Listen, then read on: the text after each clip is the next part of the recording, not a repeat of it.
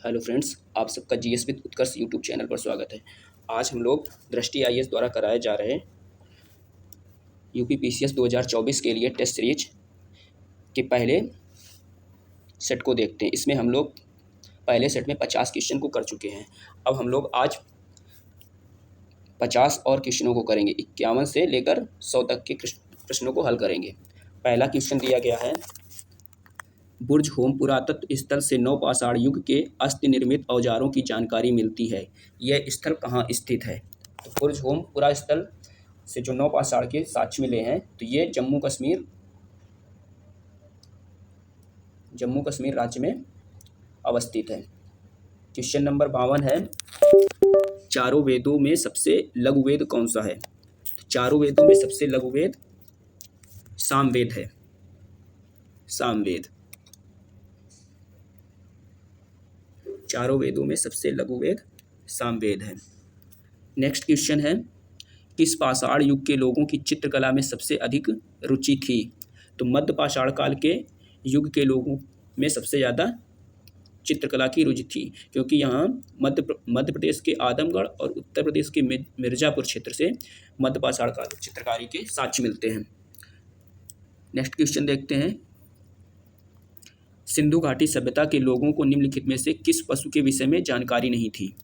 सिंधु घाटी सभ्यता के लोग बिल्ली, ऊंट, गधा, कुत्ता, भैंस आदि जैसे जानवरों का उपयोग करते थे, लेकिन सिंह की जानकारी नहीं मिलती है। सिंह की जानकारी नहीं मिलती है।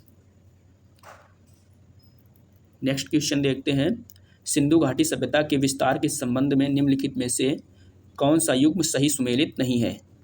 तो सिंधु घाटी सभ्यता जो थी उसका सबसे उत्तरी स्थल था मांडा, जम्मू कश्मीर में पड़ता है।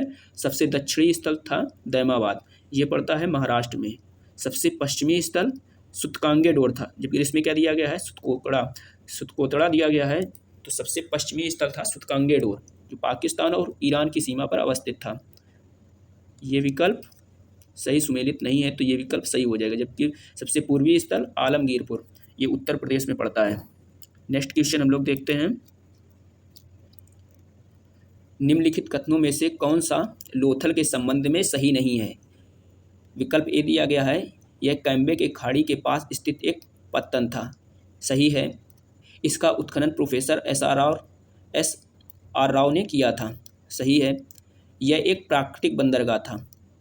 यह एक कृत्रिम बंदरगाह था जो ईंट से निर्मित था। तो ये विकल्प क्या है, गलत है। तो गलत ही विकल्प पूछ रहा है, तो ये सही हो जाएगा।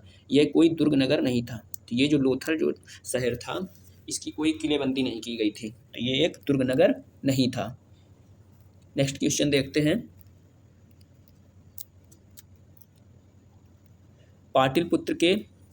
पाटलिपुत्र में एक किले का निर्माण किसने कराया था? तो पाटलिपुत्र का जो किला है उसका निर्माण अजातशत्रु ने करवाया था, जबकि इसके पुत्र ने इसको पाटलिपुत्र को शहर के रूप में बसाया था। तो किले का निर्माण किसने कराया था? अजातशत्रु ने। क्वेश्चन नंबर 58 देखते हैं, निम्नलिखित कथनों में से कौन सा तोलकाप्पियम के संबंध में सही नहीं है? यह एक विकल्प पहला दिया गया है, यह तमिल साहित्य का प्राचीन साहित्य है, सबसे प्राचीन साहित्य है, ये सही है। इसकी रचना इलंगो आदिगल ने की थी, ये गलत है। तो इसकी रचना तोलकाप्पियर द्वारा की गई थी। तोलकाप्पियम की रचना तोलकाप्पियर द्वारा की गई थी। तो इसमें दिया क्या गया है, विकल्प बी में इसकी रचना इलंगो आदिगल ने की थी। तो ये विकल्प क्या है, गलत है। तो गलत ही पूछ रहा है, तो विकल्प बी सही हो जाएगा। जब सी विकल्प क्या दिया गया, ये तमिल व्याकरण की एक रचना है। सही है। ये संगम काल की राजनीतिक और सामाजिक आर्थिक स्थितियों के बारे में जानकारी प्रदान करता है, ये भी सही है। क्वेश्चन नंबर 59 देखते हैं, निम्नलिखित कथनों में से कौन सा गुप्तकालीन सिक्कों के संबंध में सही नहीं है? चांदी के सिक्कों को रूपक कहा जाता था। सही है। सोने के सिक्कों को दीनार कहा जाता था, यह भी सही है। गुप्त काल के दौरान जारी किए गए सोने के सिक्कों की गुणवत्ता बहुत अच्छी तो थी, लेकिन कुषाण काल के सिक्कों की गुणवत्ता सबसे अधिक थी, जो कनिष्क के समय डाले जाते थे सिक्के। चौथा विकल्प दिया गया है, गुप्तकालीन शासक अनुष्ठान काल के पश्चात विशेष सिक्के जारी करते थे। तो क्वेश्चन में पूछ क्या रहा है कि गुप्तकालीन सिक्कों के संबंध में सही नहीं है, तो विकल्प सी सही नहीं है, क्योंकि जो सिक्के थे सबसे अच्छी गुणवत्ता के कनिष्क काल में डाले जाते थे। तो फिर इसमें क्या दिया गया है कि गुप्त काल के सिक्के सबसे अच्छे हुआ करते थे। नेक्स्ट क्वेश्चन हम लोग देखते हैं, गुप्तकालीन प्रशासन में महादंडनायक किसे कहा जाता था? महादंडनायक न्यायाधीश को कहा जाता था, न्यायाधीश, चीफ जस्टिस। नेक्स्ट क्वेश्चन देखते हैं, निम्नलिखित शासकों में से नागानंद नाटक का लेखक कौन था? तो नागानंद नाटक का लेखक स्वयं राजा हर्षवर्धन थे। इन्होंने 3 रचनाओं की रचना की है। नागानंद की रचना इन्होंने की है और साथ ही इन्होंने रत्नावली की भी रचना की है और प्रियदर्शिका की भी इन्होंने रचना की है। तो नागानंद नाटक के लेखक कौन है? हर्षवर्धन, जो कन्नौज के राजा थे। क्वेश्चन नंबर 62 देखते हैं, निम्नलिखित कथनों में से कौन सा अमोघ वर्ष प्रथम के संबंध में सही नहीं है? तो यह राष्ट्रकूट राजवंश से संबंधित था, सही है। यह शैव मत का अनुयायी था, तो ये शैव मत का अनुयायी न होकर जैन अनुयायी थे। तीसरा विकल्प दिया गया है, उनकी प्रसिद्ध कृति कन्नड़ भाषा में रचित कविराज मार्ग है, सही है। उन्होंने मालखेड़ नगर में राष्ट्रकूट राजधानी का निर्माण कराया था। तो क्वेश्चन में पूछ रहा है कि अमोघ वर्ष प्रथम के संबंध में सत्य नहीं है, तो विकल्प बी सत्य नहीं है, क्योंकि यह शैव मत का अनुयायी नहीं था, यह जैन अनुयायी था।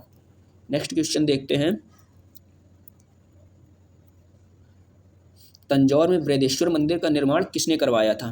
तंजौर में बृहदेश्वर मंदिर का निर्माण राजराज प्रथम ने करवाया था, राजराज प्रथम ने करवाया था। यह जो राजराज प्रथम था, इसी के काल में मंदिरों को वहाँ पर दक्षिण भारत में प्रधानता दी जाने लगी थी। नेक्स्ट क्वेश्चन हम लोग देखते हैं, ऋग्वैदिक आर्य किसके द्वारा शासित थे? तो ऋग्वैदिक आर्य अपना शासन किस प्रकार से चलाते थे? तो वृद्धजनों की सहायता से ऋग्वैदिक आर्य अपना शासन चलाते थे। तो इसके लिए क्या, सभा और समिति 2 संस्थाएं हुआ करती थी, सभा और समिति, जो वृद्धजनों द्वारा संचालित होती थी। नेक्स्ट क्वेश्चन देखते हैं, निम्नलिखित कथनों में से कौन सा लौह युग के चित्रित भूरे मृदभांड PGW संस्कृत के संबंध में सही नहीं है? तो विकल्प ए दिया गया है, इस काल के लोग मिट्टी से बने कटोरे और चित्रित भूरे मिट्टी के बर्तनों का उपयोग करते थे। तो इस काल के लोग मिट्टी के बने कटोरे और चित्रित भूरे मिट्टी के बर्तनों का उपयोग करते थे, ये सही है। विकल्प बी दिया गया है, चित्रित भूरे मृदभांड PGW स्थल पूर्वी यूपी बिहार के निकटवर्ती इलाकों में स्थित थे। तो चित्रित मृदभांड के जो साक्ष्य मिले हैं पश्चिमी उत्तर प्रदेश, हरियाणा, राजस्थान के इलाकों से मिले, जबकि इसमें क्या दिया गया है, पूर्वी उत्तर प्रदेश, बिहार के निकटवर्ती इलाकों से। तो यहाँ से चित्रित भूरे मृदभांड नहीं मिले हैं। तो संबंध, इस क्वेश्चन के संबंध में पूछ क्या रहा है कि सत्य कौन सा नहीं है? तो सत्य कौन सा नहीं है? बी। नेक्स्ट क्वेश्चन देखते हैं,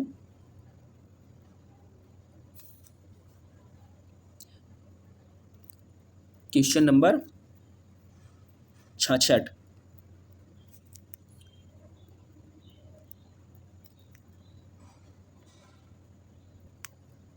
क्वेश्चन नंबर 66 देखते हैं।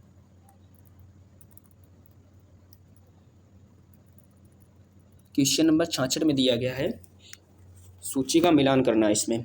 तो ऐत्रेय ब्राह्मण जो है, ऐत्रेय ब्राह्मण, इसकी व्याख्या के लिए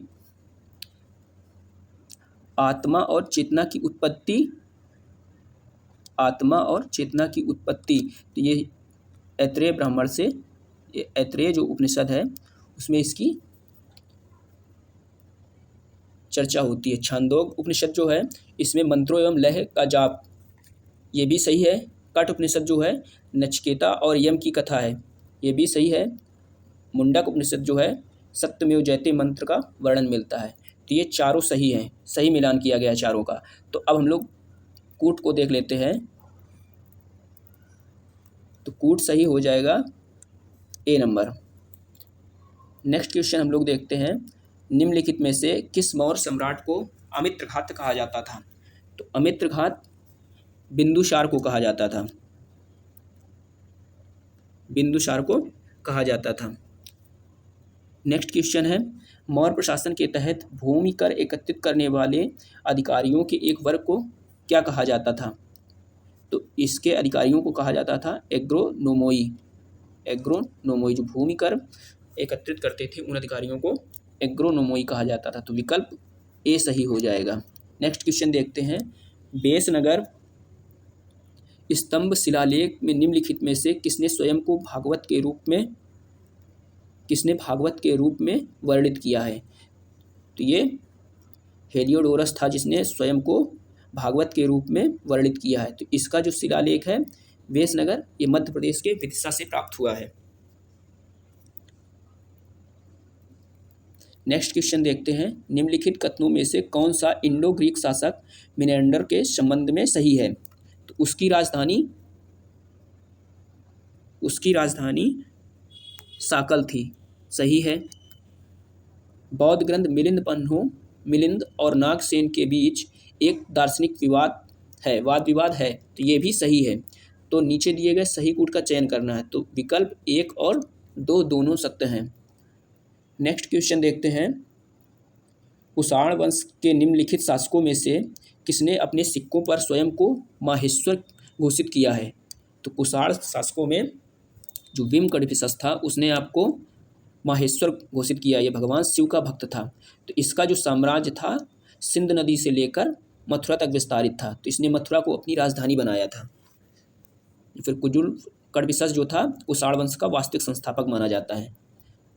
तो नेक्स्ट क्वेश्चन देखते हैं, क्वेश्चन नंबर 72, गौतमीपुत्र सातकर्णी से संबंधित क्वेश्चन दिया गया है। क्वेश्चन पूछ रहा है, गौतमीपुत्र सातकर्णी से संबंधित नासिक अभिलेख निम्नलिखित में से किस भाषा में लिखा गया है? तो गौतमीपुत्र सातकर्णी से संबंधित जो नासिक अभिलेख है इसकी भाषा है प्राकृत और इसको लिखाया था इसकी माता का नाम था गौतमी महामाया ने इसका निर्माण करवाया था। नेक्स्ट क्वेश्चन देखते हैं हम लोग, क्वेश्चन नंबर 73। तो इसमें क्या है, मिलान करना है। संगम युग में भूमि विभाजन और भूमि के प्रकारों के बीच मिलान करना है। कुरंजी जो भूमि थी, कुरंजी भूमि, तो कुरंजी भूमि को पहाड़ी भूमि भी कहा जाता था। कुरंजी भूमि को पहाड़ी भूमि, और पाले भूमि जो थी इसको रेगिस्तान के नाम से जानते थे, पाले भूमि को। और मुल्लाई जो भूमि थी, मुल्लाई भूमि को चारागाह भूमि या देहाती भूमि के नाम से जानते थे। नेथल जो था उसे तटीय या बंदरगाह के रूप में इसको जानते थे। तो अब हम लोग सही कूट का चयन करते हैं। तो सही विकल्प है बी। नेक्स्ट क्वेश्चन देखते हैं, पांड्य साम्राज्य का प्रतीक कौन था? पांड्य साम्राज्य का प्रतीक मछली था। और बाघ किस का प्रतीक था? बाघ चोलों का प्रतीक था और धनुष चेर राजवंश का प्रतीक था। तो नेक्स्ट क्वेश्चन हम लोग देखते हैं, मौर्योत्तर काल में श्रेणी थे। तो श्रेणी व्यापारियों का एक समूह हुआ करता था। निम्नलिखित में से किसने समुद्रगुप्त को भारत का नेपोलियन कहा था? चंद्रगुप्त प्रथम का पुत्र था समुद्रगुप्त। तो इसको नेपोलियन किसने कहा था? B.A. स्मिथ ने। तो कहने का कारण क्या था इसको? समुद्रगुप्त जो था युद्ध नीति बनाने में और क्षेत्र विस्तार के लिए प्रसिद्ध था। उसकी इसी नीति के कारण B.A. स्मिथ ने इसको नेपोलियन कहा है। नेक्स्ट क्वेश्चन देखते हैं, निम्नलिखित में से कौन सी पुस्तक वराहमिहिर द्वारा लिखी गई है? वराहमिहिर जो थे गुप्त शासक चंद्रगुप्त द्वितीय के नवरत्नों में शामिल थे। किसके नवरत्नों में? चंद्रगुप्त द्वितीय के नवरत्नों में शामिल थे। तो इन्होंने पंच सिद्धांतिका की रचना की है। पंच सिद्धांतिका की इन्होंने रचना की है। नेक्स्ट क्वेश्चन देखते हैं, नेक्स्ट क्वेश्चन दिया गया है, अजंता गुफाओं के शैलकृत बौद्ध विहार और चौथ किस वाकाटक राजवंश के संरक्षण में बनाए गए? तो जो अजंता की गुफाओं में शैलकृत बौद्ध विहार और चौथ वाकाटक राजा के संरक्षण में बनाए गए थे? तो वो राजा था हरिसेन। इसके नेतृत्व में यहाँ पर बौद्ध विहारों का निर्माण किया गया था। नेक्स्ट क्वेश्चन देखते हैं। गुप्त साम्राज्य के निम्नलिखित प्रशासनिक प्रभागों पर विचार कीजिए और उन्हें छोटी इकाई से सबसे बड़ी इकाई तक व्यवस्थित कीजिए। तो सबसे छोटी इकाई हुआ करती थी ग्राम, फिर उसके बाद विथि, विथि के बाद विषय, और सबसे लास्ट में सबसे बड़ी इकाई हुआ करती थी भुक्ति। तो जिसे भुक्ति क्या होता था? प्रांत होता था। विषय को कहते थे जिला, और विथि जो थी, विथि ब्लॉक हुआ करता था। ग्राम सबसे छोटी इकाई हुआ करती थी जिसे गांव कहते थे। नेक्स्ट क्वेश्चन हम लोग देखते हैं। तो इसमें पहले देख लेते हैं 79 नंबर क्वेश्चन में विकल्प कौन सा सही है? तो विकल्प बी सही हो जाएगा। अब हम लोग नेक्स्ट क्वेश्चन देखते हैं। Question number 80। तो निम्नलिखित में से कौन बीजगणित के जनक और भारत के सबसे पहले ज्ञात खगोल शास्त्री थे? तो भारत के पहले ज्ञात खगोल शास्त्री किन्हें माना जाता है? आर्यभट्ट प्रथम को। आर्यभट्ट प्रथम को। इन्होंने कई खगोल शास्त्री ग्रंथ लिखे हैं। तो उनमें प्रमुख खगोल शास्त्री ग्रंथ हैं आर्यभट्टीयम और आर्यभट्टीय जैसे खगोल शास्त्रों की इन्होंने रचना की थी। नेक्स्ट क्वेश्चन देखते हैं। निम्नलिखित में से कौन सा 16 महाजनपदों में से एक नहीं है? तो 16 महाजनपदों की चर्चा होती है बौद्ध ग्रंथ और जैन ग्रंथों में। तो इसमें प्रमुख जो 16 महाजनपद थे, काशी, कोसल, अंग, मगध, वज्जी, मल्ल, चेदी, वत्स, कुरु, पांचाल, मत्स्य, सूरसेन, अश्मक, अवंती, गंधार और कंबोज प्रमुख थे। तो अब इसमें विकल्प में दिया गया है गांधार। तो गांधार ये 16 महाजनपदों में से एक जनपद था। उसी प्रकार से ये कंबोज जो वर्तमान में अफगानिस्तान में पड़ता है, गंधार भी अफगानिस्तान में पड़ता है। तो ये दोनों महाजनपद का हिस्सा थे। पांचाल, ये फर्रुखाबाद वाला इलाका जो है इसको पांचाल के नाम से जानते थे, तो ये भी सम्मिलित था। कौशाम्बी को 16 महाजनपदों में नहीं गिना जाता था। तो ये कौशाम्बी जो हुआ करती थी वत्स की राजधानी हुआ करती थी। तो क्वेश्चन पूछ रहा है 16 महाजनपदों में से कौन नहीं था? तो कौशाम्बी नहीं था। नेक्स्ट क्वेश्चन देखते हैं। मिलान करना है। इसमें महाजनपद के अधिकारी और संबंध कार्य दिए गए हैं। अब इनका मिलान करना है। व्यावहारिक जो होता था, ये व्यावहारिक अधिकारी जो था इसका प्रमुख कार्य क्या था? न्याय। और सर्वथा ये जो थे सामान्य मामले देखते थे। गणक जो थे, गणक का प्रमुख कार्य था मुख्य लेखाकार। भागदूत का प्रमुख कार्य था भाग का संग्रह करना। तो विकल्प सही हो जाएगा बी। विकल्प बी सही हो जाएगा। नेक्स्ट क्वेश्चन हम लोग देखते हैं। Question number 83।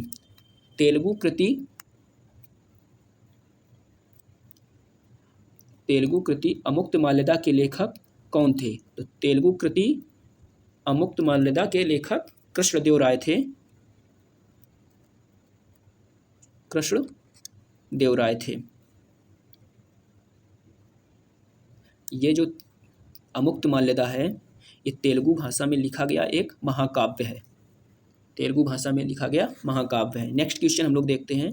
तांडव नृत्य मुद्रा में नटराज की मूर्ति निम्नलिखित में से किस साम्राज्य से संबंधित है?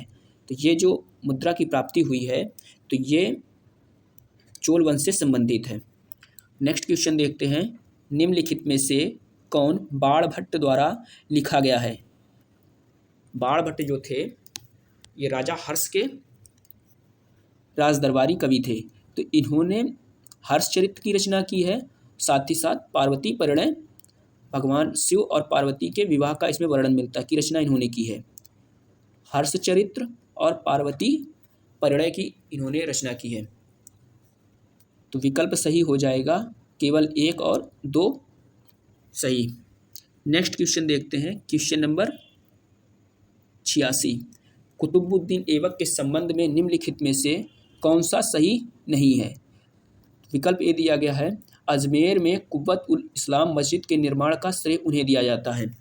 कुतुबुद्दीन ऐबक के समय 3 प्रमुख इमारतों का निर्माण कराया गया था। तो अजमेर में 2.5 दिन का झोपड़ा का निर्माण किया गया था, लेकिन क्वेश्चन में दिया गया है अजमेर में कुव्वतुल इस्लाम मस्जिद। तो ये क्या है? ये सही नहीं है। तो नेक्स्ट विकल्प देखते हैं। उन्होंने कुतुब मीनार का निर्माण कार्य कराया था, सही है। उन्हें लाख बख्श के नाम से जाना जाता था, सही है। हसन निज़ामी और फ़खरुद्दीन उनके शासनकाल में आश्रय प्राप्त लेखक थे, ये भी सही है। तो विकल्प कौन सा सही नहीं है? विकल्प ए। तो अजमेर में कुव्वतुल इस्लाम मस्जिद का निर्माण नहीं करा के ये कुव्वतुल इस्लाम मस्जिद का निर्माण उन्होंने दिल्ली में कराया था, दिल्ली में कराया था। अजमेर में 2.5 दिन का झोपड़ा का निर्माण कराया था। क्वेश्चन नंबर 87 देखते हैं। एकता प्रणाली से संबंधित क्वेश्चन दिया गया है, तो इसमें पूछ रहा है कौन सा कथन सही नहीं है। यह कृषि कर पर लगाने वाली एक प्रथा थी, तो ये सही है। इसे वंशानुगत के प्रावधान थे, तो इसमें वंशानुगत के प्रावधान नहीं थे। विकल्प सी में दिया गया है इसके अंतर्गत एक अधिकारी को वेतन के बदले एक क्षेत्र से राजस्व का अनुदान दिया जाता था, तो सही है। राजस्व के बदले मतलब जो सैनिक रखता था ऐबक, वो सैनिकों को नगद न देकर किसी क्षेत्र की दीवानी दे देता था, तो ये विकल्प सी भी सही है। विकल्प डी दिया गया है इसने सल्तनत के दूसरे हिस्से को केंद्र सरकार से जोड़ने में सहायता की। तो ये जो प्रणाली थी एकता प्रणाली, इसने सल्तनत के दूरस्थ हिस्सों को केंद्र सरकार से जोड़ने में मदद की थी, तो ये भी सही है। प्रश्न में पूछ क्या रहा है कि निम्नलिखित में से कौन सा कथन सत्य नहीं है, तो सत्य नहीं है विकल्प बी। नेक्स्ट क्वेश्चन देखते हैं। सैयद वंश का संस्थापक कौन था? तो सैयद वंश का संस्थापक था खज्र खान। ये मुल्तान का ये जो खज्र खान था,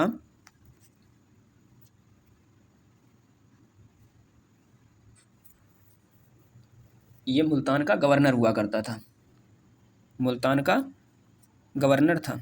और भारत में ये तैमूर का नायब था। नेक्स्ट क्वेश्चन हम लोग देखते हैं। Question number 89। क्वेश्चन दिया गया है बाबर के संबंध में निम्नलिखित कथनों पर विचार कीजिए। तो पहला विकल्प दिया गया है यह नक्शबंदिया सूफी ख्वाजा उबैदुल्ला अहरार के अनुयायी था। तो ये क्या है? उबैदुल्ला अहरार का अनुयायी था। कौन? बाबर। तो सही है। दूसरा विकल्प दिया गया है चंदेरी का युद्ध 1527 में बाबर और मालवा के राजपूत शासक मेदिनी राय के बीच लड़ा गया था, तो ये भी सही है। बाबर ने यहाँ पर 4 युद्ध लड़े थे। खानवा का युद्ध, चंदेरी का युद्ध, घाघरा का युद्ध और सबसे पहले लड़ा था पानीपत का युद्ध। तो विकल्प इसमें सही हो जाएगा 1 और 2 दोनों। नेक्स्ट क्वेश्चन देखते हैं। नेक्स्ट क्वेश्चन दिया गया है निम्नलिखित में से कौन सा कथन सही नहीं है? हुमायूं ने लाहौर में जमाली मस्जिद एवं ईसा खान मस्जिद का निर्माण कराया। हुमायूं जो था उसने जमाली मस्जिद का निर्माण दिल्ली में कराया था, तो ये क्या है? कथन सही नहीं है। नेक्स्ट विकल्प देखते हैं। शेर शाह सूरी ने रोहतास किला बनवाया जो पाकिस्तान में स्थित यूनेस्को विश्व धरोहर स्थल है, तो ये भी सही दिया गया है। तो एक रोहतास जगह पड़ती है बिहार में, तो रोहतास के नाम से बिहार में एक ज़िला पड़ता है जहाँ एक तालाब के भीतर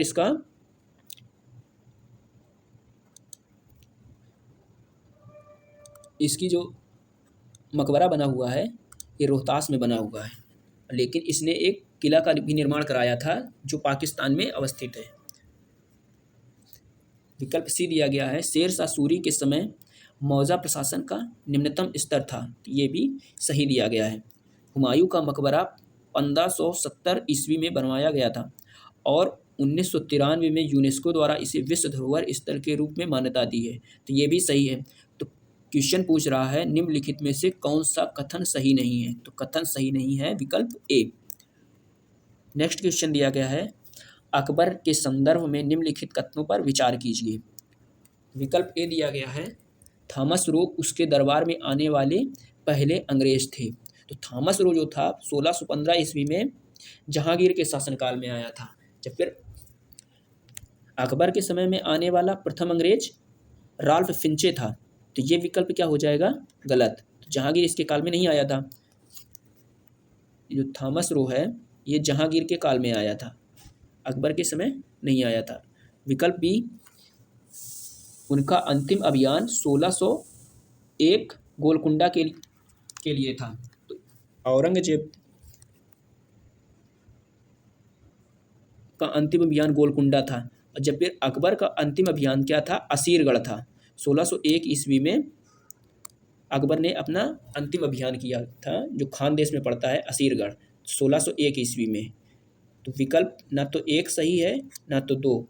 तो अब हम लोग सही कूट का चयन करते हैं। तो विकल्प डी सही है, ना तो एक और ना ही दो। नेक्स्ट क्वेश्चन देखते हैं। सूची 1 को सूची 2 से सुमेलित कीजिए। सूची 1 को सूची 2 से सम्मिलित कीजिए। तो वाकयानवीस जो हुआ करते थे, वाकयानवीस को कहा जाता था समाचार वितरण करने वाला। जो दरोगा ए डाक हुआ करता था, ये संचार माध्यम का प्रमुख हुआ करता था। मुकद्दम जो था ये ग्राम का मुखिया हुआ करता था। मुतहसी, ये मुतहसी जो था इसको बंदरगाह के गवर्नर के रूप में जाना जाता था। तो विकल्प हम लोगों का सही हो जाएगा विकल्प सही हो जाएगा बी। नेक्स्ट क्वेश्चन देखते हैं। निम्नलिखित में से कौन सा कथन अकबर के भू राजस्व प्रशासन के बारे में सही नहीं है?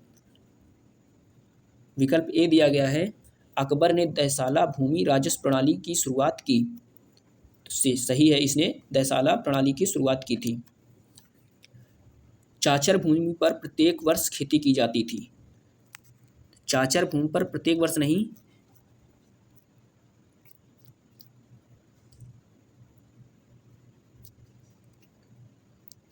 चाचर भूमि पर 3 से 4 वर्षों में यहाँ पर खेती की जाती थी। चाचर भूमि पर जो प्रत्येक वर्ष खेती की जाती थी वो भूमि पोलस कहलाती थी। तो ये क्या हो जाएगा? विकल्प बी गलत है। नेक्स्ट विकल्प दिया गया है, अकबर ने किसानों के प्रति उदार दृष्टिकोण अपनाया। सही है। विकल्प डी दिया गया है, बटाई या गल्ला बख्शी भू राजस्व के मूल्यांकन प्रणाली में से एक थी। ये भी सही है। तो प्रश्न पूछ रहा है कि भू राजस्व प्रणाली के संबंध में कौन सा सही नहीं है? तो विकल्प बी सही नहीं है। नेक्स्ट क्वेश्चन देखते हैं हम लोग। इसमें सुमेलित नहीं है पूछ रहा है। तो गोविंद देव मंदिर नासिक, तो गोविंद देव मंदिर नासिक में न होकर ये वृंदावन में अवस्थित है। बीबी का मकबरा ये औरंगजेब की पत्नी से संबंधित है, ये महाराष्ट्र के औरंगाबाद में है। सही दिया गया है। एतमा उद्दौला का मकबरा जहांगीर की पत्नी नूरजहां के पिता मिर्जा चिराग से संबंधित है। इसका निर्माण भी आगरा में कराया गया है। तो ये भी विकल्प सही दिया गया है। पंचमहल ये रानियों के रहने का स्थान हुआ करता था, जो फतेहपुर सीकरी में अकबर द्वारा निर्माण कराया गया था। तो विकल्प ए सही नहीं है। गोविंद मंदिर जो है ये नासिक में न होकर वृंदावन में है, वृंदावन में अवस्थित है। नेक्स्ट क्वेश्चन देखते हैं। निम्नलिखित में से किसने बाबरनामा का फारसी में अनुवाद किया? तो बाबरनामा का अनुवाद अब्दुल रहीम खान खाना ने किया था। ये कृष्ण भक्त भी था, अब्दुल रहीम खान खाना। इसके पिता का नाम था बैरम खान। नेक्स्ट क्वेश्चन देखते हैं। निम्नलिखित कथनों पर विचार कीजिए। तो डोमिंगो पायस एक पुर्तगाली व्यापारी था जो राजा कृष्णदेव राय के शासनकाल के दौरान राजा कृष्णदेव राय के शासनकाल के दौरान भारत आया था। तो ये सही है। दूसरा विकल्प दिया गया है, फ्रेंकोइस बर्नियर ने मुगल शहरों को कैप टाउन के रूप में वर्णित किया है। तो ये भी विकल्प सही है। तो सही विकल्प हो जाएंगे 1 और 2, दोनों सही है। नेक्स्ट क्वेश्चन दिया गया है, सूफीवाद में सुहर का अर्थ क्या है? तो सूफीवाद में सुहर का अर्थ सहिष्णुता का पालन करना है। नेक्स्ट क्वेश्चन दिया गया है, क्वेश्चन नंबर 98। क्वेश्चन नंबर 98 में पूछ रहा है, मराठा स्थानीय और प्रांतीय प्रशासन के संदर्भ में आरोही क्रम में कौन सा निम्नलिखित में से सही क्रम है? तो सही क्रम है मौजा, मौजा से बड़ा होता था परगना, परगना से बड़ा होता था तरफड़ प्रांत और सबसे बड़ा होता था प्रांत। तो विकल्प ए सही है। नेक्स्ट क्वेश्चन दिया गया है, मोड़ी लिपि का उपयोग निम्नलिखित के दस्तावेजों में किया गया था। तो मोड़ी लिपि का जो महाराष्ट्र की जो जनजातियां थी मोड़ी, तो उनके द्वारा इस लिपि का प्रयोग किया जाता है। मोड़ी लिपि का प्रयोग महाराष्ट्र की जनजातियों द्वारा किया गया था। नेक्स्ट क्वेश्चन दिया गया है और आज का अंतिम क्वेश्चन है, निम्नलिखित में से कौन सा सुमेलित नहीं है? तो शंकराचार्य, विकल्प ए दिया गया है, शंकराचार्य ने अद्वैतवाद की स्थापना की, सही है। रामानुज ने विशिष्ट अद्वैतवाद की रचना की, ये भी सही है। निम्बार्क ने द्वैतावाद की, ये भी सही है। वल्लभाचार्य ने शुद्धाद्वैतवाद की स्थापना की थी। तो ये इसमें दिया क्या गया है? द्वैतवाद। तो ये विकल्प क्या है? सही नहीं है। तो विकल्प में पूछ रहा है सुमेलित नहीं है, तो विकल्प डी सही हो जाएगा। आज हम लोग यहीं तक रखते हैं। दोस्तों चैनल को सब्सक्राइब कर लें और वीडियो को ज़्यादा से ज़्यादा लोगों को पास शेयर करें। Thank you.